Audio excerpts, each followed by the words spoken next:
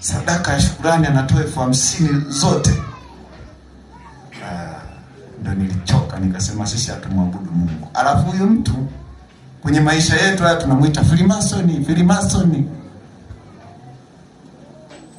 Wanangu, tujifunze kubadilika. Imani yako, kipimo chako kiko kwenye kutoa.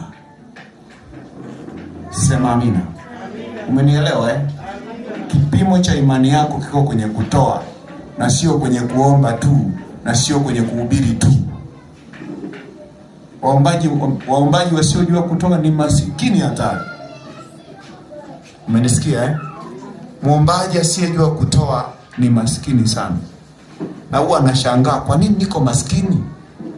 Mbona naomba sana, mapepo yananiogopa? Muombaji jifunze kutoa. Muumini jifunze, na Mungu atawabariki sana. Basi niseme kwa haya machache, Mungu awabariki kwa kusikiliza.